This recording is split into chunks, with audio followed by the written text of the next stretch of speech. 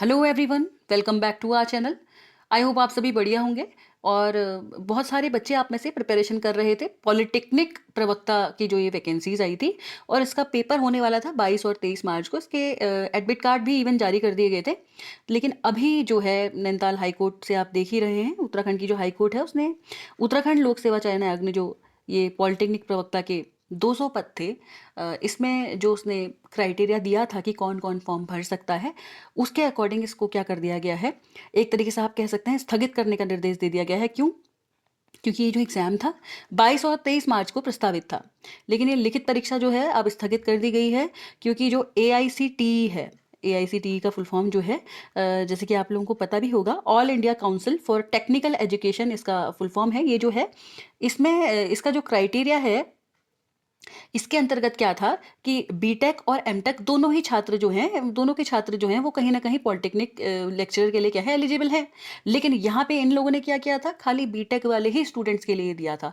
तो एमटेक वाले स्टूडेंट्स ने जाके याचिका डाली और अब ये फैसला आ गया है हाईकोर्ट का, जैसे कि आप लोग देख ही सकते हैं। और जबकि यूके PSC की अगर बात करें तो उनकी जो योग्यता उन्होंने बताई थी वो खाली बीटेक निर्धारित की थी।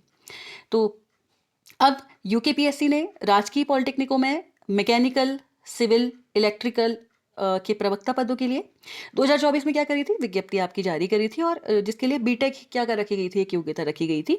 लेकिन बीटेक और एमटेक उत्तीर्ण जो छात्र थे, मधुसूदन ने क्या करा, हाईकोर्ट में चुनौती दी और उन्होंने कहा कि राज्य सरकार जो है उसके यूके PSC क्या कर रही है, NICTE के जो मानक हैं उसके विपरीत काम कर रहा है। वो ऐसी नियुक्ति आप देखिए, क्योंकि अगर आप समझ सकते हैं बीटेक वाले जो हैं तो उसके साथ साथ एमटेक वाले भी इन्होंने मान्य करने चाहिए थे, जबकि इन्होंने करा नहीं। तो एक तो चीज़ ये है। और दूसरी बात, अब देखिए जब ये सारी चीज़ें हो ही रही हैं तो एक बार ऑफिशियल पेज जो है वहाँ पे जाके भी जरा हम एक बार चेक कर लेते हैं। तो ये आपका ऑफिशियल पेज है, आप लोग देख भी सकते हैं। और इसमें क्या लिखा है, ये जो आपके यहाँ पे हमारे जो ऑनरेबल जज हैं, जी नरेंद्र CJ चीफ जस्टिस हैं, और ऑनरेबल आलोक मेहता, जो कि यहाँ पर वो पूरी की पूरी चीज़ें याचिका डाली गई थी। और उसके अकॉर्डिंग यहाँ पे आप लोग देख सकते हैं, वो जो याचिका डाली थी उसमें क्या गवर्नमेंट ने एक्सप्लेन किया या क्या किया है। जो ऑर्डर थे वो 12 मार्च 2025 से और 18 मार्च 2025 तक एग्जामिन होते रहे। और उसके बाद ये जो आप लोग समझ ही सकते हैं, आप लोगों को पता ही है, ये जो लेक्चरर है आपकी पॉलिटेक्निक लेक्चरर लेवल 10 का इसमें स्केल था और ये लेक्चरर की पोस्ट थी। तो इसमें दिया गया है यहाँ पे कि the qualification stipulated as detailed in our orders would demonstrate that it is an contravention of the qualification stipulated by AICTE for the post of level 10 lecturer। यानी कि जो AICTE के मानक हैं उसके अकॉर्डिंग यहाँ पे काम नहीं हुआ है। एमटेक के स्टूडेंट्स ने यहाँ पे याचिका डाली है और इसके अकॉर्डिंग अब काम यहाँ पे होगा। तो आप लोग समझ ही सकते हैं, इसलिए ये जो है अब ये एग्ज़ाम है, ये एक तरीके से आप लोग समझिए कि रद्द हो गया है या दोबारा से खुलेगा पोर्टल। अब एमटेक वालों को भी इसमें मौका दिया जाएगा।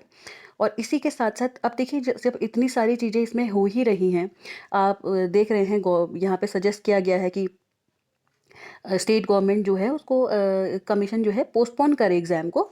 और ये जो इशू है ये इमीडिएट पब्लिक अनाउंसमेंट है।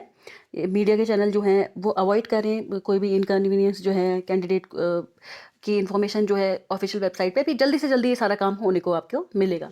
तो देखिए, इसके साथ ही साथ जब इतनी सारी चीज़ें हो ही रही हैं तो उसमें एक और चीज़ ऐड ऑन करते हुए मैं अपना पर्सनल पर्सपेक्टिव आप लोगों के साथ शेयर कर रही हूँ। हो सकता है बहुत सारे बच्चे इसको समझें और बहुत सारे बच्चे इसको नेगेटिवली लें, लेकिन थोड़ा सा पॉजिटिवली लीजिए, क्योंकि कंपटीशन तो सभी के लिए है। जब हो ही रहा है तो why should the criteria would be 60%, it should be 55%। या फिर आप देख सकते हैं, अगर आप निचले मतलब जैसे कि सपोज दैट अगर आप B.Ed हैं और आप अगर उसके बाद फर्दर आप एज अ PGT भी अगर आप करते हैं तो 50% वहाँ पे क्राइटेरिया है। तो इनको भी कहीं ना कहीं ऐसा ही कुछ क्राइटेरिया रख देना चाहिए, या 55 अगर नहीं भी है, 55 50 वट। क्योंकि इससे क्या होगा, अगर लेट से 50 रख देते हैं, इससे क्या होगा देखिए, क्योंकि कंपटीशन जो है ज़रूरी नहीं है कि वो बच्चा जिसने पहले नहीं पढ़ा था वो बाद में नहीं पढ़ सकता है। उसकी परसेंटेज हो सकता है वहाँ पे उस टाइम पे उसकी कुछ भी इश्यूज़ हो सकते हैं, उसने उस टाइम पे नहीं पढ़ा हो या उसकी कुछ तबीयत ख़राब हो, कुछ भी हो। अब वो बच्चा पढ़ सकता है और अच्छा एक बेटर अपॉर्च्युनिटी उसको मिल सकती है और वो कर सकता है। तो इसमें जो यहाँ पे क्राइटेरिया है, अगर ये क्राइटेरिया हटा के अगर ये कर दिया जाता या ये कर दिया जाता तो क्या हो जाता, बहुत सारे बच्चों को सहूलियत हो जाती। अगर इसके लिए भी कोई वहाँ पे आवाज़ उठाता तो हो सकता था, क्योंकि बहुत सारे मानक जो निर्धारण हैं पुराने पे अगर आपने देखे होंगे, बेसिकली आपने जितनी भी ऊपर लेवल पे देखे हैं वो सभी एग्जाम्स में जो क्राइटेरिया है वो 50% का ही है। इवन अगर आप बढ़ा भी रहे हैं ऑल दो तो 55% कर दीजिए, क्योंकि बहुत सारे बच्चे ऐसे हैं जो बेचारे यहाँ पे एलिजिबल नहीं हो पा रहे हैं जबकि वो कर सकते हैं अभी स्टिल। तो अगर ऐसा भी अगर गवर्नमेंट कर देती तो ये काफ़ी बच्चों के लिए बेहतर रहता। हो सकता है कुछ लोग अभी जब ऐसे खुले पोर्टल तो ऐसा भी करने के लिए जाएं, कोई दोबारा से वो कहें वहाँ पे। तो अगर ऐसा होता है तो बेटर अपॉर्चुनिटी हो सकती है और बच्चे भी इसे क्या कर सकते हैं, ज़्यादा बच्चे इसे फिल कर सकते हैं और बच्चों के लिए क्या हो सकता है, एक ये बेटर अपॉर्चुनिटी हो सकती है, आप ऐसा कह सकते हैं। अपार्ट फ्रॉम बीटेक एमटेक जो भी आप लोग देख रहे हैं, बीएससी एमएससी वाला जो स्टूडेंट है, बेसिकली एमएससी वाला जो स्टूडेंट इसको फिल कर रहा है, अगर सपोज दैट वो भी अगर 55 वाला है या 50 वाला है लेट से, तो उसके लिए भी एक बेटर अपॉर्चुनिटी हो जाती है। अगर लेट से वो 50 नहीं भी कर रहे तो 55 भी अगर वो करते तो बहुत सारे बच्चे और थे जिन्हें मौका मिल जाता। तो ये भी इस वीडियो के माध्यम से मैं आपसे कहना चाह रही थी। हो सकता है बहुत सारे लोग इसमें अभी कुछ अपनी टिप्पणी दें और बहुत सारे लोग इस पर काम कर भी रहे हैं इवन। ठीक है, तो ये एक चीज़ हुई है, आप लोग देख ही रहे हैं। ये लिस्ट जो है 26/3/2025 तक अब ये कमीशन ने जारी कर दिया है। मतलब ये सीधी सी बात है कि कमीशन को ये करना ही पड़ेगा, अपने ऑफिशियल वेबसाइट पे अपलोड करनी ही पड़ेगी सारी डिटेल्स। और अब ये पेपर क्या है, पूरी तरीके से आपका क्या हो चुका है, रद्द हो चुका है। और एडमिट कार्ड जो भी आपके आउट हुए हैं, अब इसका कोई मतलब अपने आप में बनता नहीं है।